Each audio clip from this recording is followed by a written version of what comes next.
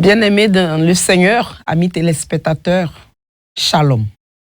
Merci d'être avec nous ce jeudi 23 juillet 2026 pour notre méditation quotidienne. Et ce jour, nous plongeons notre regard dans le texte de 2 Samuel, chapitre 22, les versets 1 à 16. Mais avant, nous prions le Seigneur. Seigneur, nous te rendons grâce et te disons merci pour ce jour que tu nous donnes et pour ta parole que tu nous permets de méditer. En ce jour, viens par ton Saint-Esprit nous instruire, Seigneur, et nous donner surtout la force de mettre en pratique ta parole. Au nom de Jésus. Amen. 2 Samuel 22, 1 à 16, et nous lisons. David adressa à l'Éternel les paroles de ce cantique lorsque l'Éternel l'eut délivré de la main de tous ses ennemis et de la main de Saül. Il dit, « L'Éternel est mon rocher, ma forteresse, mon libérateur. Dieu est mon rocher où je trouve un abri, mon bouclier et la force qui me sauve, ma haute retraite et mon refuge. Ô mon sauveur, tu me garantis de la violence. Je m'écrie, loué soit l'Éternel, et je suis délivré de mes ennemis. Car les flots de la mort m'avaient environné, les torrents de la destruction m'avaient épouvanté. Les liens du sépulcre m'avaient entouré, les filets de la mort m'avaient surpris. Dans ma détresse, j'ai invoqué l'Éternel, j'ai invoqué mon Dieu. De son palais, il a entendu ma voix et mon cri est parvenu à ses oreilles. La terre fut ébranlée et trembla. Les fondements des cieux frémirent et ils furent ébranlés parce qu'il était irrité. Il s'élevait de la fumée dans ses narines et un feu dévorant sortait de sa bouche. Il en jaillissait des charbons embrasés. Il abaissa les cieux et il descendit. Il y avait une épaisse nuée sous ses pieds. Il était monté sur un chérubin et il volait. Il paraissait sur les ailes du vent. Il faisait des ténèbres une tente autour de lui. Il était enveloppé d'amas d'eau et de sombres nuages. De la splendeur qui le précédait s'élançaient des charbons de feu. L'Éternel tonna des cieux, le Très-Haut fit retentir sa voix. Il lança des flèches et dispersa mes ennemis. La foudre et les mit en déroute. Le lit de la mer apparut, les fondements du monde furent découverts par la menace de l'Éternel, par le bruit du souffle de ses narines. Amen. Le 22e chapitre du 2e livre de Samuel que nous venons de lire est un joyau littéraire qui honore Dieu. Il nous offre le cantique de triomphe que David adressa à l'Éternel après que l'Éternel l'eut délivré de la main de tous ses ennemis et de la main de Saül. Verset 1. Ce poème que l'on retrouve presque à l'identique dans le psaume 18 est une confession de la foi extraordinaire, une relation avec Dieu, vécue même au travers de l'épreuve. Ce cantique de David se distingue par sa double portée. D'une part, il est profondément autobiographique. Ici, le roi David résume les dangers mortels qu'il a traversés et les interventions divines qui l'en ont délivré. D'autre part, nous voyons, et c'est là la dimension la plus saisissante, il est prophétique.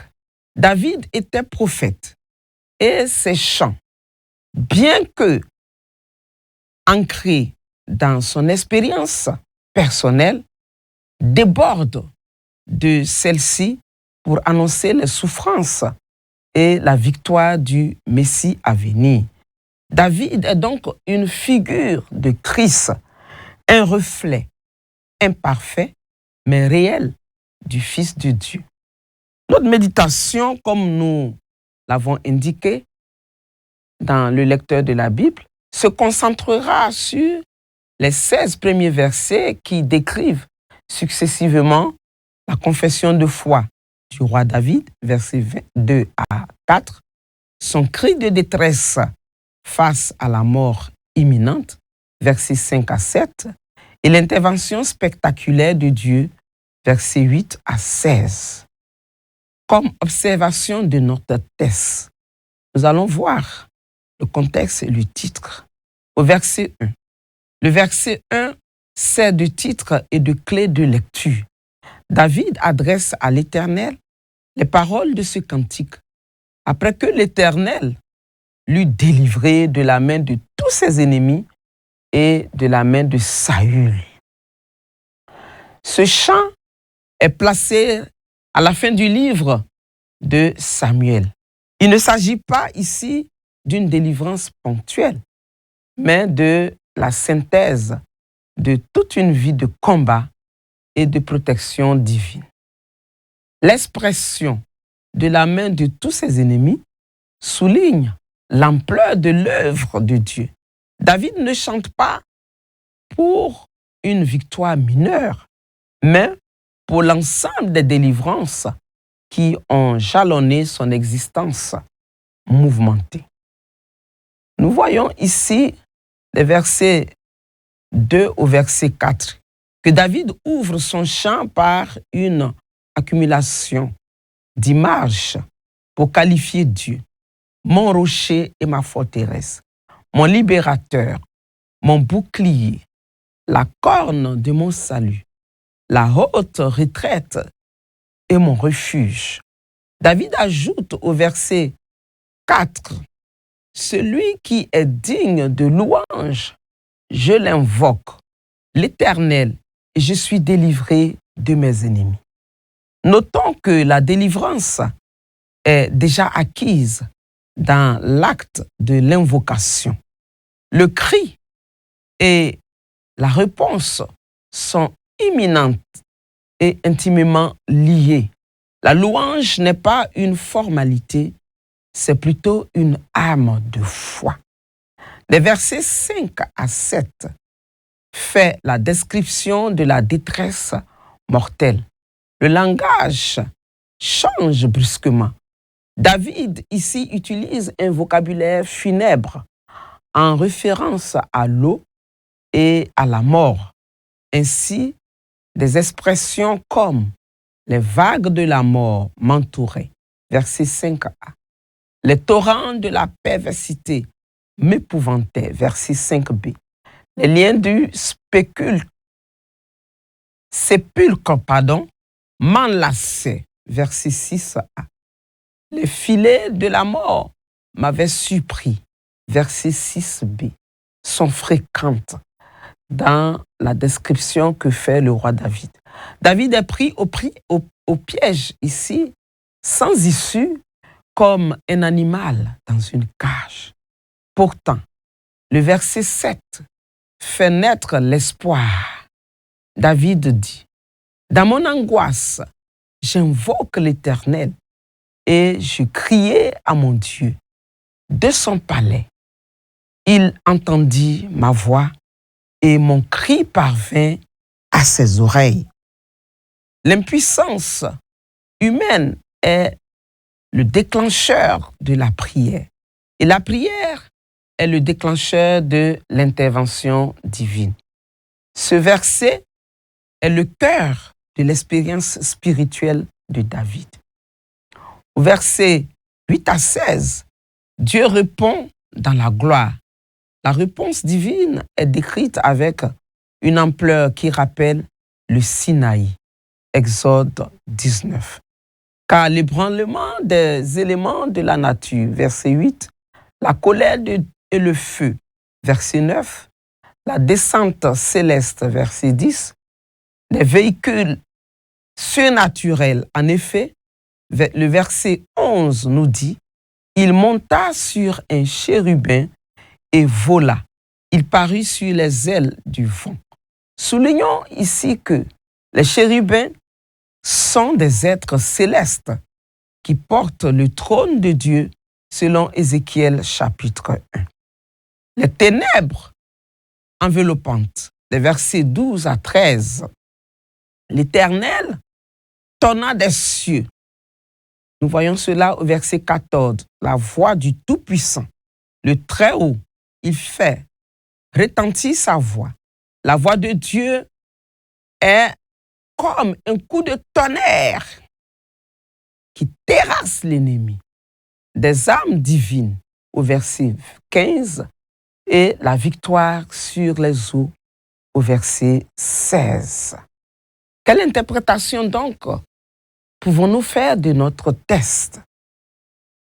La première chose que nous allons voir, c'est que Dieu est le rocher de l'alliance.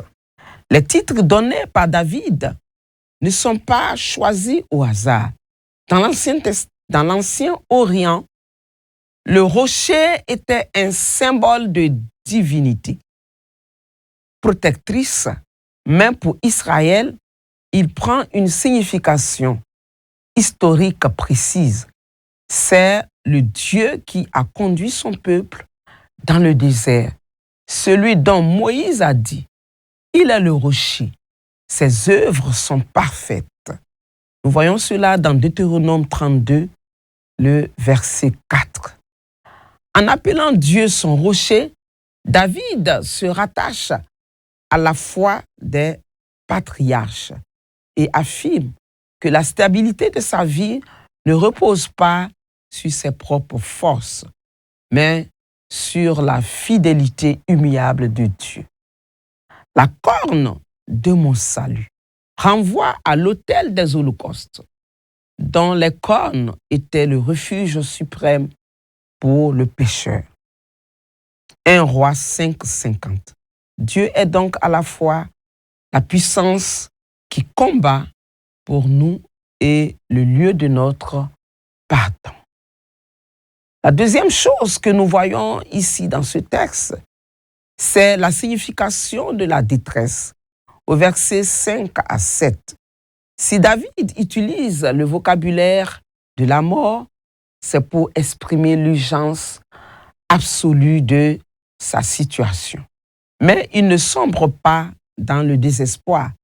Le passage des vagues de la mort au cri vers Dieu nous enseigne que la prière est l'acte de foi qui brise le déterminisme de la mort.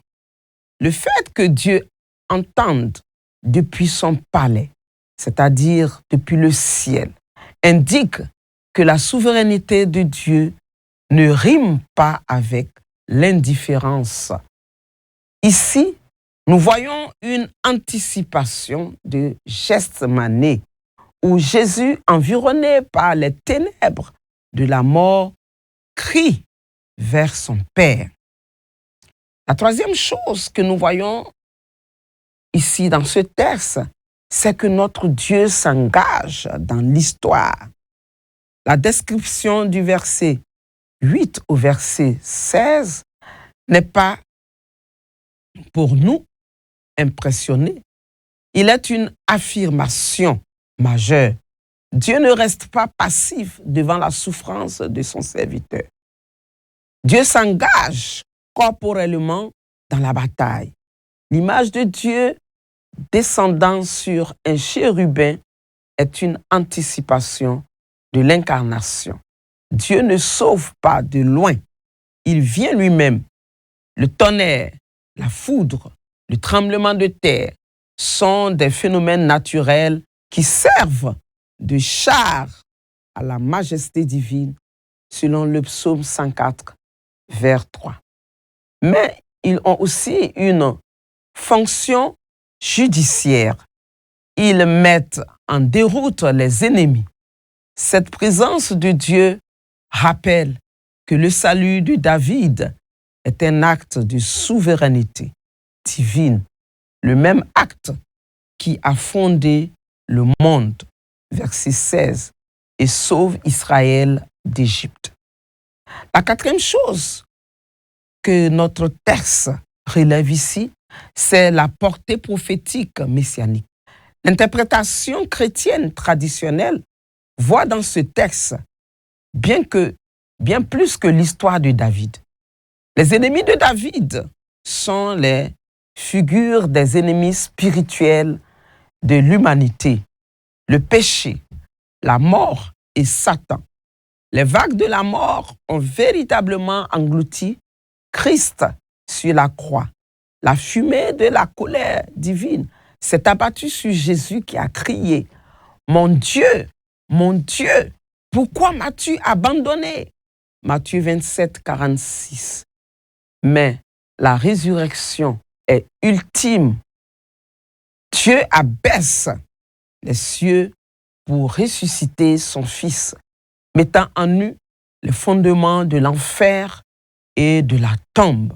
Ce cantique est donc un chant pascal avant la lettre. Quelle application pouvons-nous faire de ce texte ou quelles leçons pouvons-nous en tirer? La première leçon, c'est que David nous donne l'exemple d'une prière réaliste.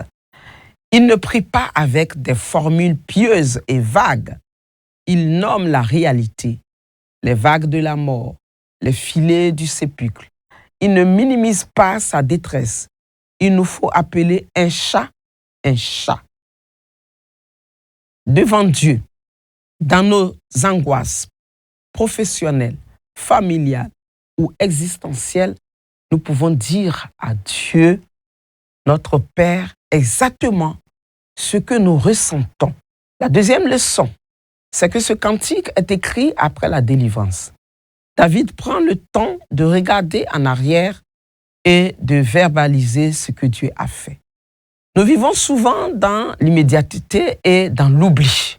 Ce texte nous invite à tenir un journal de reconnaissance pour nous souvenir des délivrances de notre Dieu. Quand les nouvelles vagues arriveront, le souvenir des anciennes nous donnera la force de crier à nouveau. Au verset 2, troisième leçon, David loue Dieu avant de raconter sa délivrance. Il loue Dieu pour ce qu'il est, le rocher, la forteresse, pas seulement pour ce qu'il fait. Nous sommes invités en tant qu'enfants de Dieu à faire de même. Louer Dieu dans la nuit de l'épreuve, non parce que les circonstances sont bonnes, mais parce que sa nature est bonne. La louange est l'âme spirituelle qui renverse les principautés. Quatrième leçon, ce texte nous met en garde contre la tentation de l'autosuffisance. Si David, le roi guerrier, a été réduit à l'impuissance totale, verset 6, surpris par les filets, combien plus nous pouvons l'être nous aussi? Nous ne sommes pas des héros de notre propre salut. Nous sommes conviés à vivre dans l'humilité, à reconnaître que sans l'intervention souveraine de Dieu, nous sommes déjà engloutis par l'ennemi. Pour conclure notre méditation, disons que le cantique de 2 Samuel, chapitre 22, versets 1 à 16, n'est pas un simple souvenir historique. C'est une fenêtre ouverte sur la nature profonde du salut. David, au bord du gouffre, a découvert que Dieu est le rocher qui ne bouge pas lorsque les vagues s'agitent, la forteresse qui résiste aux assauts les plus violents et le guerrier divin qui fend les cieux pour venir secourir les siens. Quelles sont les questions que le lecteur nous pose? Nous allons d'abord répondre à la question 2. Qu'est-ce que ce passage m'enseigne sur Dieu le Père, Dieu le Fils et Dieu le Saint-Esprit? Nous voyons ici Dieu le Père est celui qui entend et se soucie de nous. Le verset 7 est fondateur. Le Père n'habite pas un palais céleste fermé. Ses oreilles sont attentives aux cris de ses enfants. Il n'est pas indifférent à notre mort. Le Père est la stabilité absolue. Le Père est un Dieu de justice agissante. Le Père est un Dieu qui nous permet de faire face à tous les dangers. Il brûle pour défendre les siens. La question 3. Y a-t-il un exemple à suivre ou à ne pas suivre? Nous nous fixerons essentiellement sur les exemples à suivre. Le premier exemple à suivre, nous voyons le courage de David. David nous encourage, nous aussi, à crier dans la détresse, sans minimiser la souffrance que nous subissons. Nous voyons le deuxième exemple que nous pouvons voir, c'est la mémoire. La mémoire, c'est composer un cantique, fixer le souvenir des délivrances et noter les grâces reçues de Dieu. L'exemple à ne pas suivre ici que nous pouvons souligner, c'est celui du roi Saül qui cherchait à faire mourir David, et cela contre la volonté de Dieu.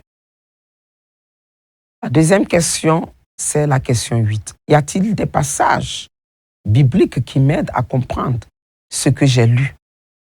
Nous citerons ici le psaume 18.